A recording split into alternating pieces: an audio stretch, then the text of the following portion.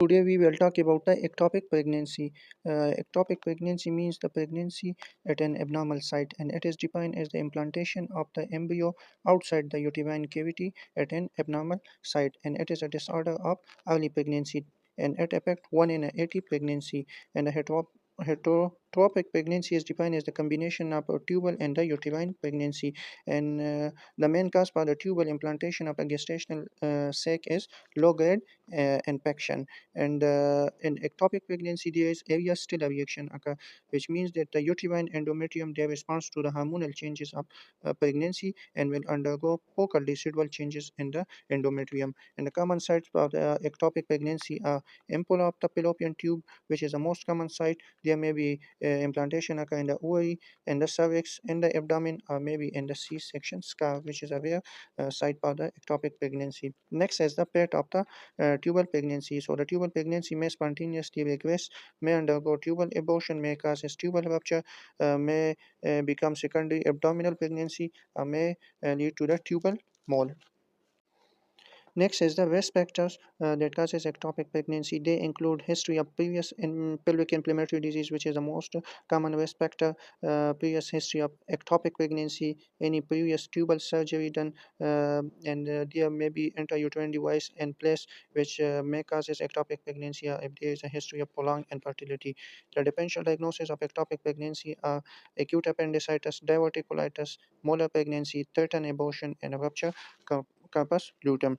The next one is the sign and symptoms of ectopic pregnancy. So, in case of unruptured ectopic pregnancy, there is a classic triad of perivaginal bleed, amenorrhea, and the abdominal pain. There may be signs of adnexal and the cervical motion tenderness occur, and the uterus is usually of the normal size, and pure history is rare.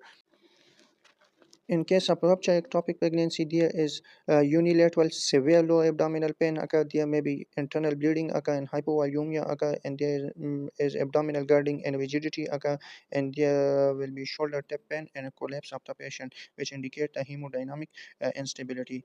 And for the diagnosis of ectopic pregnancy, initially we do urine pregnancy test to confirm the pregnancy. Then we do the serum beta HCG for the quantification, and normally the doubling time for beta HCG is 48 hours in case of normal pregnancy, but in case of ectopic pregnancy, the doubling time for beta HCG is less or suboptimal. The best initial and imaging test for ectopic pregnancy is transvaginal ultrasound. And a transvaginal ultrasound in normal pregnancy shows intrauterine gestational sac, yolk sac, and the fetal pole. But in case of ectopic pregnancy, there will be no intrauterine gestational sac, means that the uterus will be empty. On transvaginal ultrasound, there is adnexal mass occur, and the pre-fluid will be present, which suggests rupture ectopic pregnancy. Next is the beta HCG discriminatory zone. It indicates the level of beta HCG above which the normal intrauterine pregnancy should be visible on the ultrasound.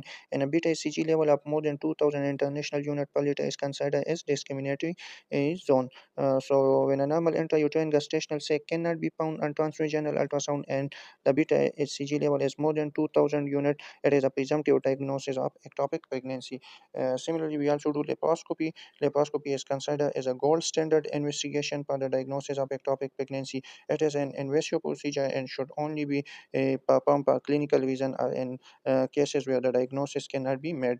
Similarly, we also do the blood grouping and RH antigen, and if a woman is RH negative, anti-immunoglobulins should be given to her to prevent isoimmunization. Next is the management of the ectopic pregnancy. So initially we take a detailed history, we do examination, and we do investigations. And the treatment options include medical treatment and the surgical treatment. Medical treatment is considered in case of the ectopic pregnancy when the following criteria is met.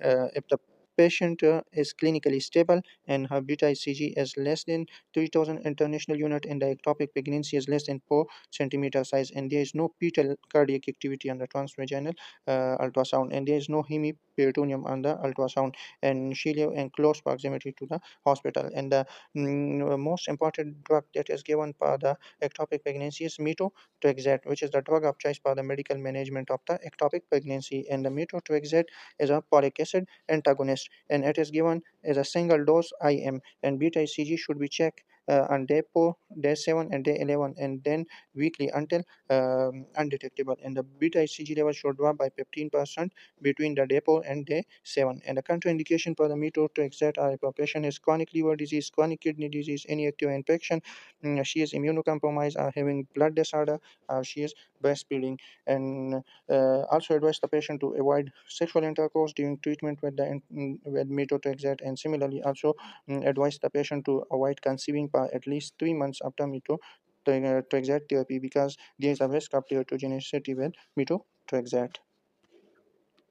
Second one is the surgical treatment of the ectopic pregnancy. So in case of unstable patient having a rupture ectopic pregnancy, we do immediate laparotomy and salpingectomy, which is the removal of the tube. But in case of a stable patient and having unruptured ectopic, we do laparoscopy and salpingectomy.